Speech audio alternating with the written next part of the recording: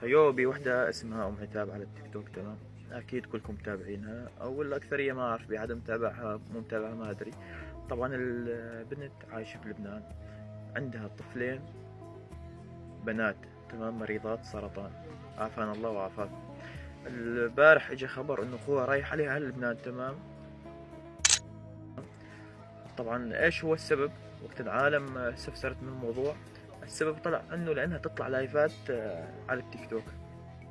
طبعا شهادة لله، تمام، اني وكل الموجودين على التيك توك اذا تفوتون على صفحتها، تمام، بس تكتبون ام عتاب راح تلاقون مقاطعها واللايفات تبعها كلها محترمة، تطلع محجبة حجاب اسلامي، يعني كلام كله لائق، تمام، يعني ما عندها شيء خارج الطريق خالص. الشهادة لله، الله يرحمها طبعا.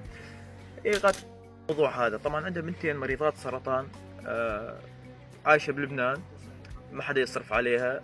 طبعا انت رسالتي موجهة لاخوها، انت يا اخوها سابقا لما اختك عندها الطفلتين هذن مرضانات، ليش ما جيت ساعدتها؟ ليش ما جبت لها؟ ليش ما اعطيتها؟ ليش ما قلت لها يا اختي ايش يلزمك؟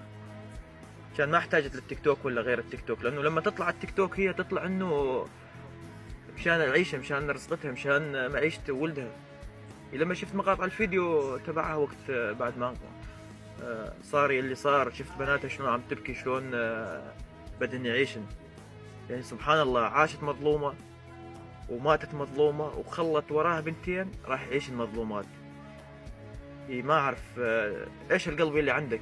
وين كنت لما اختك كانت تطلع على التيك توك لايفات مشان تعيش ولدها؟ ليش ما جيت ساعدتها قلت لها هات يا اختي مصاري، هات شي يلزمش اختي؟ انت ولا قرايبك ولا عمامك ولا هل هو؟ يعني لو مي بحاجة ما تطلع.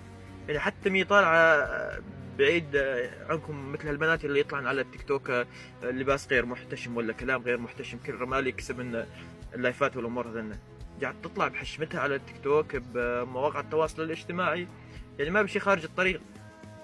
طبعا ما اريد اطول عليكم، والله يرحمها ويجعل قبرها روضة من رياض الجنة ومسكنها الفردوس الأعلى. لأنه فعلا إذا تفوتون على مقاطعها على التيك توك راح تشوفون إيش كانت تنشر، يعني منشورات كلها حزينة،